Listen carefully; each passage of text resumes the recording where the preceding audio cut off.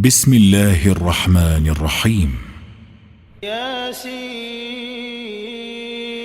والقرآن الحكيم إنك لمن المرسلين على صراط مستقيم تنزيل العزيز الرحيم لتنذر قوما ما أنذر آباؤهم فهم غافلون لقد حق القول على أكثرهم فهم لا يؤمنون إنا جعلنا في أعناقهم أغلالا فهي إلى الأذقان فهم مقمحون وجعلنا من بين أيديهم سدا ومن خلفهم سدا فأغشيناهم فهم لا يبصرون وسواء عليهم أأنذرتهم أم لم تنذرهم لا يؤمنون إنما تنذر من اتبع الذكر وخشي الرحمن بالغيب فبشره بمغفرة وأجر كريم إنا نحن نحيي الموتى ونكتب ما قدموا وآثارهم وكل شيء أحصيناه في إمام مبين واضرب لهم مثلا أصحاب القرية إذ جاءها المرسلون إذ أرسلنا إليهم 2 فكذبوهما فعززنا بثالث فقالوا إنا إليكم مرسلون قالوا ما أنتم إلا بشر مثلنا وما أنزل الرحمن من شيء إن أنتم إلا تكذبون قالوا ربنا يعلم إنا إليكم لمرسلون وما علينا إلا البلاغ المبين قالوا إنا تطيرنا بكم لئن لم تنتهوا لنرجمنكم وليمسنكم منا عذاب أليم قالوا طائركم معكم أئن ذكرتم بل أنتم قوم مسرفون وجاء من أقصى المدينة رجل يسعى قال يا قوم اتبعوا المرسلين اتبعوا من لا يسألكم أجرا وهم مهتدون وما لي لا أعبد الذي فطرني وإليه ترجعون أأتخذ من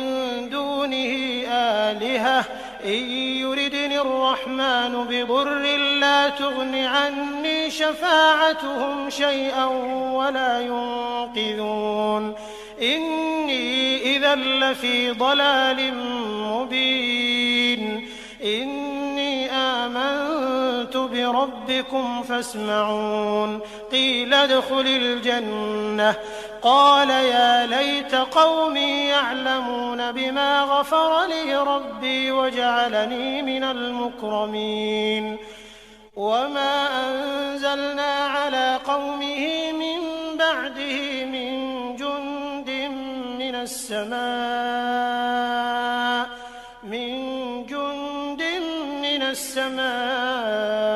وما كنا منزلين إن كانت إلا صيحة واحدة فإذا هم خامدون يا حسرة على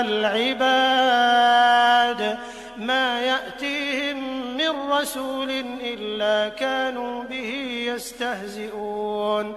ألم يروا كم أهلكنا قبلهم من القرون أنهم إليهم لا يرجعون وإن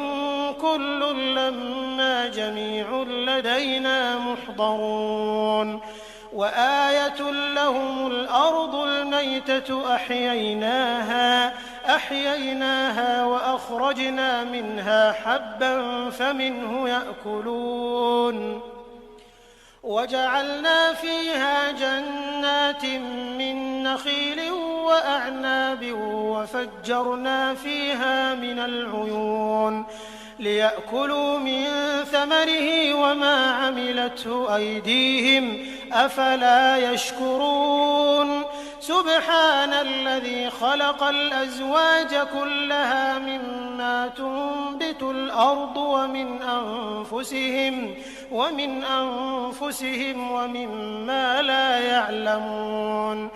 وآية لهم الليل نسلخ منه النهار فإذا هم مظلمون والشمس تجري لمستقر لها ذلك تقدير العزيز العليم والقمر قدرناه منازل حتى عاد كالعرجون القديم لا الشمس ينبغي لها أن تدرك القمر ولا الليل سابق النهار وكل في فلك يسبحون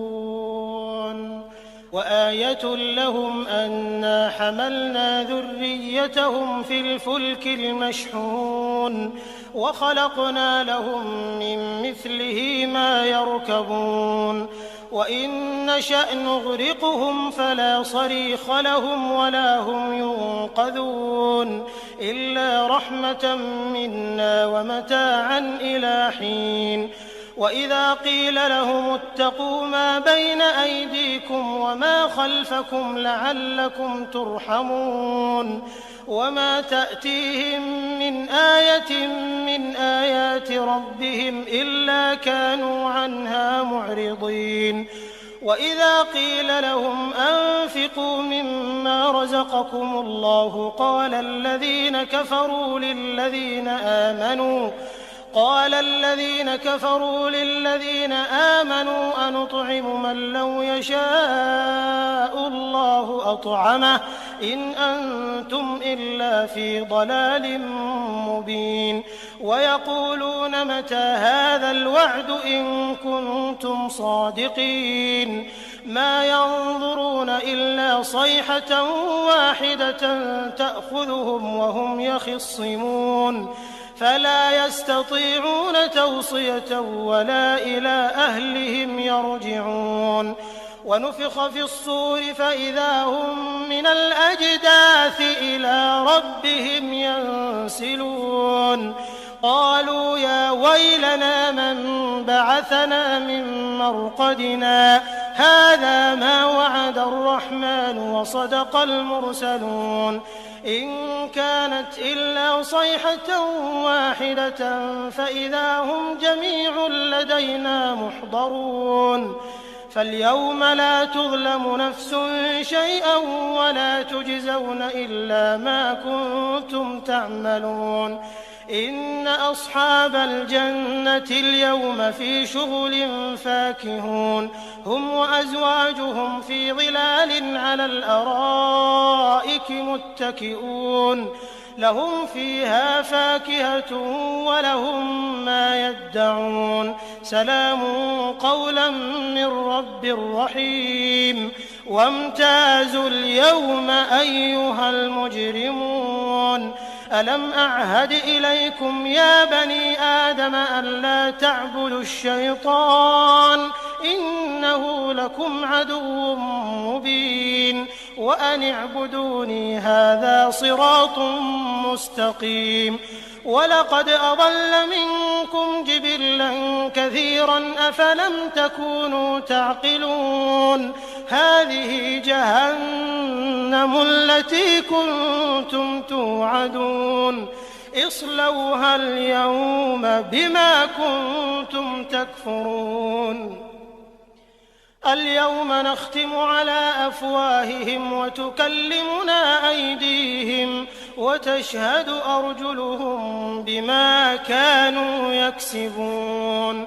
ولو نشاء لطمسنا على أعينهم فاستبقوا الصراط فأنى يبصرون ولو نشاء لمسخناهم على مكانتهم فما استطاعوا مضيا ولا يرجعون ومن نعمره ننكسه في الخلق أفلا يعقلون وما علمناه الشعر وما ينبغي له إن هو إلا ذكر وقرآن مبين لينذر من كان حيا ويحق القول على الكافرين أولم يروا أنا خلقنا لهم مما عملت أيدينا أنعاما فهم لها مالكون وذللناها لهم فمنها ركوبهم ومنها يأكلون ولهم فيها منافع ومشارب أفلا يشكرون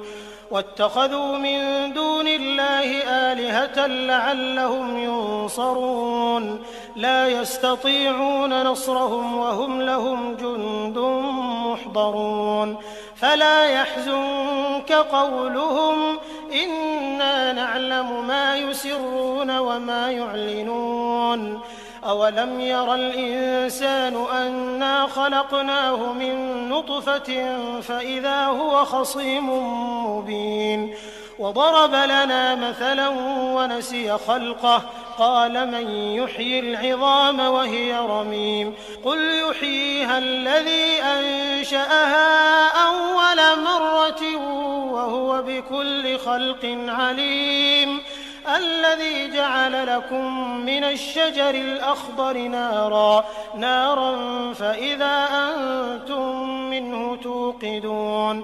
أوليس الذي خلق السماوات والأرض بقادر على أن يخلق مثلهم بلى وهو الخلاق العليم إنما أمره إذا أراد شيئا أن يقول له كن فيكون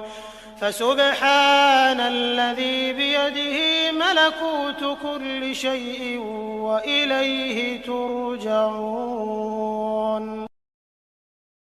بسم الله الرحمن الرحيم الرحمن علم القرآن خلق الإنسان علمه البيان الشمس والقمر بحسبان والنجم والشجر يسجدان والسماء رفعها ووضع الميزان ألا تطغوا في الميزان وأقيموا الوزن بالقسط ولا تخسروا الميزان والأرض وضعها للأنام فيها فاكهة والنخل ذات الأكمام والحب ذو العصف والريحان فبأي آلاء ربكما تكذبان خلق الإنسان من صلصال كالفخار وخلق الجان من مارج من نار فبأي آلاء ربكما تكذبان رب المشرقين ورب المغربين فبأي آلاء ربكما تكذبان مرج البحرين يلتقيان بينهما برزخ لا يبغيان فبأي آلاء ربكما تكذبان يخرج منهما اللؤلؤ والمرجان فبأي آلاء ربكما تكذبان وله الجوار المنشآت في البحر كالأعلام فبأي آلاء ربكما تكذبان كل من عليها فان ويبقى وجه ربك ذو الجلال والإكرام والإكرام فبأي آلاء ربكما تكذبان يسأله من في السماوات والأرض كل يوم هو في شأن فبأي آلاء ربكما تكذبان سنفرغ لكم أيها الثقلان فبأي آلاء ربكما تكذبان يا معشر الجن والإنس إن استطعتم أن تنفذوا من أقطار السماوات والأرض فانفذوا لا تنفذون إلا بسلطان فبأي آلاء ربكما تكذبان يرسل عليكما شواظ من نار ونحاس فلا تنتصران فبأي آلاء ربكما تكذبان فإذا انشقت السماء فكانت وردة كالدهان فبأي آلاء ربكما تكذبان فيومئذ لا يسأل عن ذنبه إنس ولا جان فبأي آلاء ربكما تكذبان يعرف المجرمون بسيماهم فيؤخذ بالنواصي والأقدام فبأي آلاء ربكما تكذبان هذه جهنم التي يكذب بها المجرمون يطوفون بينها وبين حميم آن فبأي آلاء ربكما تكذبان ولمن خاف مقام ربه جنتان فبأي آلاء ربكما تكذبان ذواتا أفنان فبأي آلاء ربكما تكذبان فيهما عينان تجريان فبأي آلاء ربكما تكذبان فيهما من كل فاكهة زوجان فبأي آلاء ربكما تكذبان متكئين على فرش بطائنها من استبرق وجنى الجنتين دان فبأي آلاء ربكما تكذبان فيهن قاصرات الطرف لم يطمثهن إنس قبلهم ولا جان فبأي آلاء ربكما تكذبان كأنهن الياقوت والمرجان فبأي آلاء ربكما تكذبان هل جزاء الإحسان إلا الإحسان فبأي آلاء ربكما تكذبان ومن دونهما جنتان فبأي آلاء ربكما تكذبان مدهامتان فبأي آلاء ربكما تكذبان فيهما عينان نضاختان فبأي آلاء ربكما ربكما تكذبان فيهما فاكهة ونخل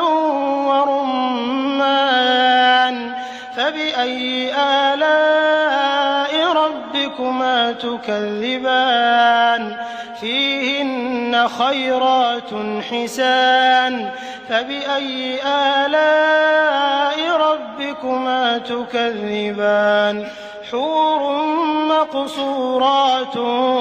في الخيام فبأي آلاء ربكما تكذبان لم يطمثهن إنس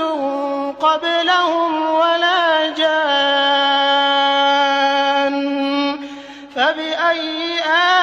آلاء ربكما تكذبان متكئين على رفرف خضر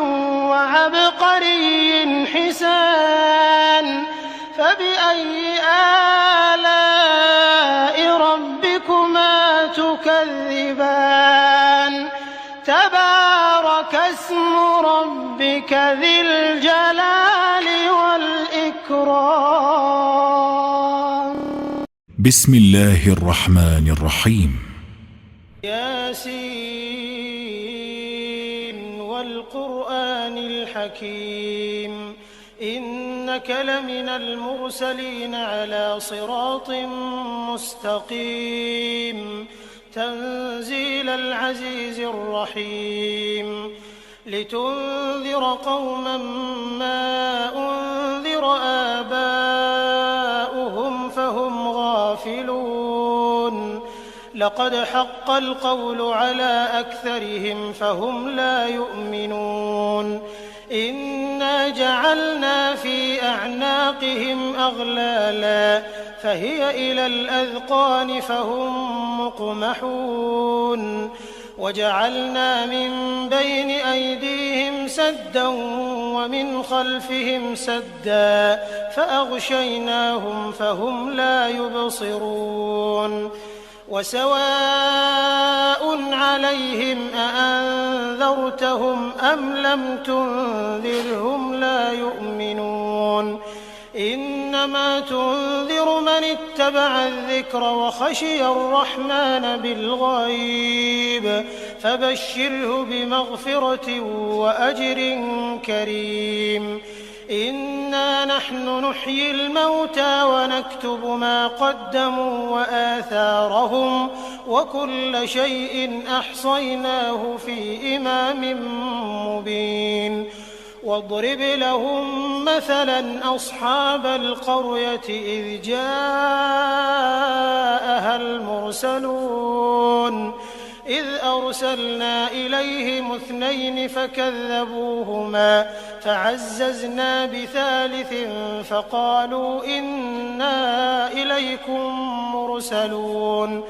قالوا ما أنتم إلا بشر مثلنا وما أنزل الرحمن من شيء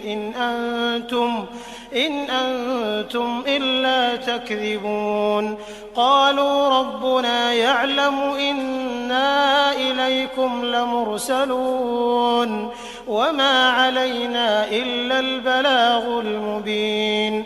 قالوا إنا تطيرنا بكم لئن لم تنتهوا لنرجمنكم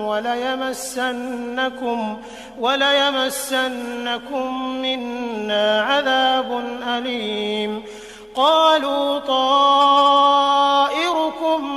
معكم أئن ذكرتم بل أنتم قوم مسرفون وجاء من أقصى المدينة رجل يسعى قال يا قوم اتبعوا المرسلين اتبعوا من لا يسألكم أجرا وهم مهتدون وما لي لا أعبد الذي فطرني وإليه ترجعون أأتخذ من دونه آلهة إن يردني الرحمن بضر لا تغن عني شفاعتهم شيئا ولا ينقذون إني إذا لفي ضلال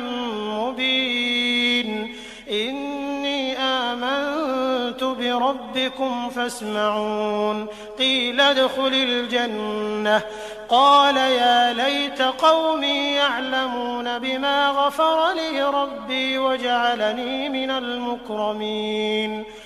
وما أنزلنا على قومه من بعده من جند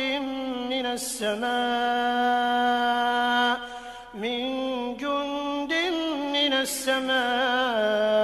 وما كنا منزلين إن كانت إلا صيحة واحدة فإذا هم خامدون يا حسرة على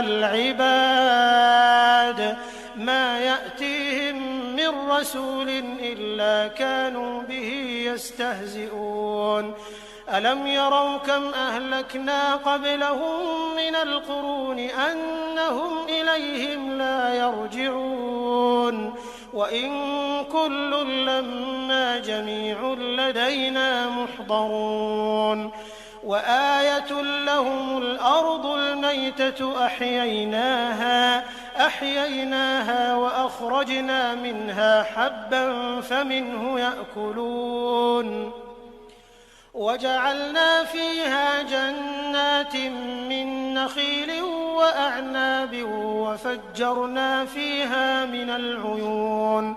ليأكلوا من ثمره وما عملته أيديهم أفلا يشكرون سبحان الذي خلق الأزواج كلها مما تنبت الأرض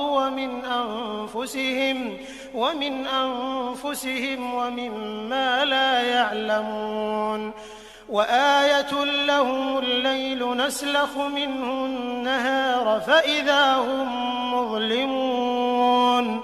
والشمس تجري لمستقر لها ذلك تقدير العزيز العليم والقمر قدرناه منازل حتى عاد كالعرجون القديم لا الشمس ينبغي لها أن تدرك القمر ولا الليل سابق النهار وكل في فلك يسبحون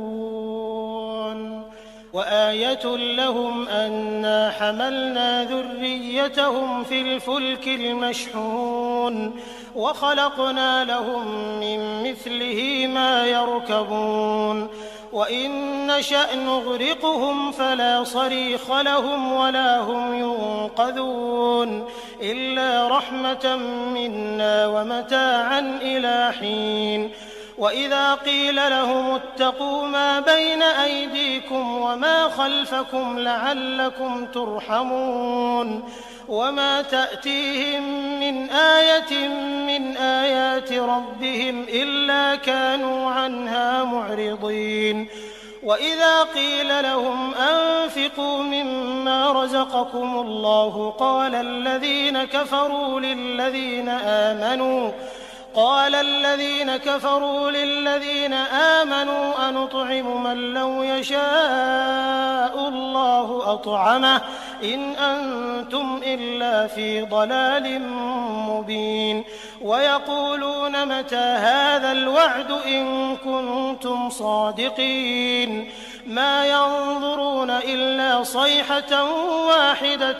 تأخذهم وهم يخصمون فلا يستطيعون توصية ولا إلى أهلهم يرجعون ونفخ في الصور فإذا هم من الأجداث إلى ربهم ينسلون قالوا يا ويلنا من بعثنا من مرقدنا هذا ما وعد الرحمن وصدق المرسلون إن كانت إلا صيحة واحدة فإذا هم جميع لدينا محضرون فاليوم لا تظلم نفس شيئا ولا تجزون إلا ما كنتم تعملون إن أصحاب الجنة اليوم في شغل فاكهون هم وأزواجهم في ظلال على الأرائك متكئون لهم فيها فاكهة ولهم ما يدعون سلام قولا من رب رحيم وامتازوا اليوم أيها المجرمون ألم أعهد إليكم يا بني آدم ألا تعبدوا الشيطان إنه لكم عدو مبين وأن اعبدوني هذا صراط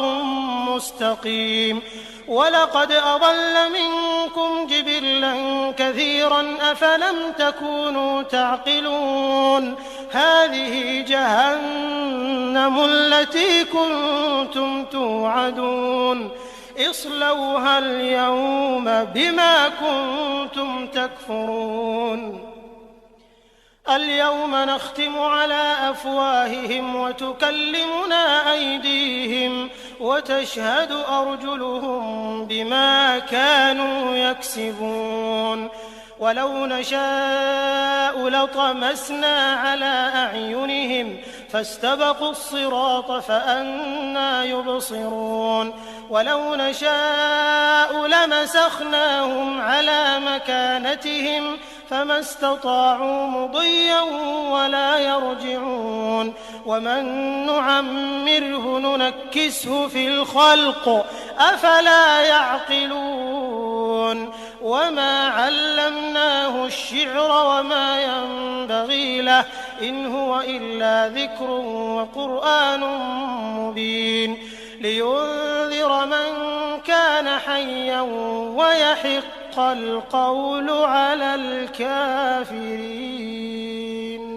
أولم يروا أنا خلقنا لهم مما عملت أيدينا أنعاما فهم لها مالكون وذللناها لهم فمنها ركوبهم ومنها يأكلون ولهم فيها منافع ومشارب أفلا يشكرون واتخذوا من دون الله آلهة لعلهم ينصرون لا يستطيعون نصرهم وهم لهم جند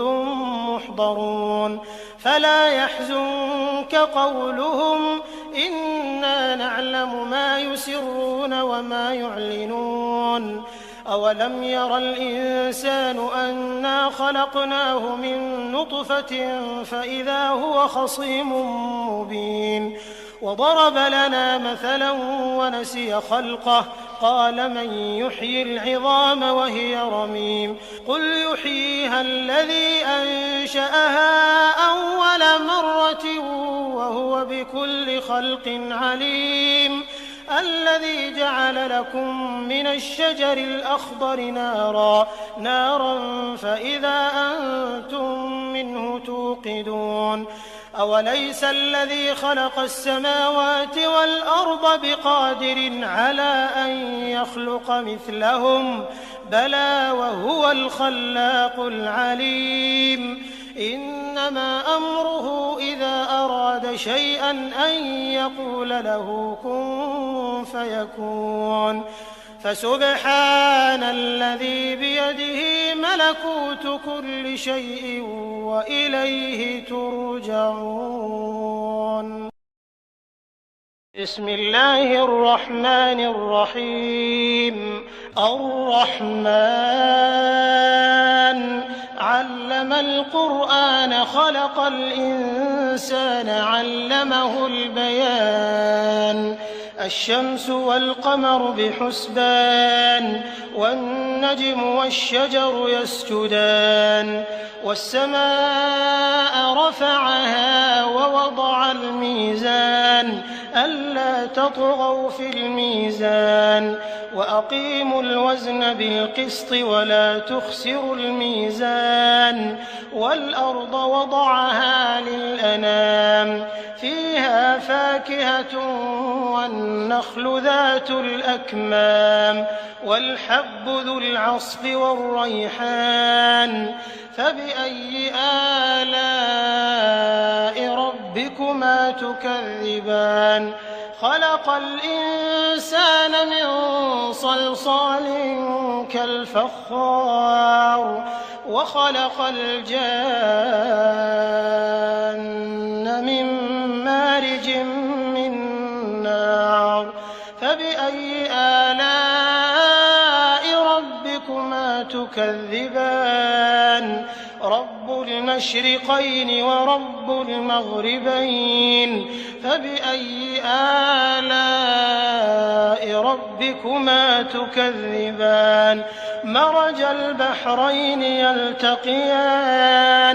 بينهما برزخ لا يبغيان فبأي آلاء ربكما تكذبان يخرج منهما اللؤلؤ والمرجان فبأي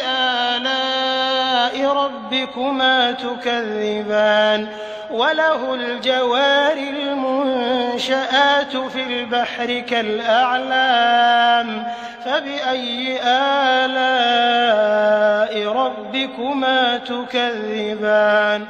كل من عليها فان ويبقى وجه ربك ذو الجلال والإكرام فبأي آلاء ربكما تكذبان يسأله من في السماوات والأرض كل يوم هو في شأن فبأي آلاء ربكما تكذبان سنفرغ لكم أيها الثقلان فبأي آلاء ربكما تكذبان يا معشر الجن والإنس إن استطعتم أن تنفذوا من أقطار السماوات والأرض فانفذوا لا تنفذون إلا بسلطان فبأي آلاء ربكما تكذبان يرسل عليكما شواظ من نار ونحاس فلا تنتصران فبأي آلاء ربكما تكذبان فإذا انشقت السماء فكانت وردة كالدهان فبأي آلاء ربكما تكذبان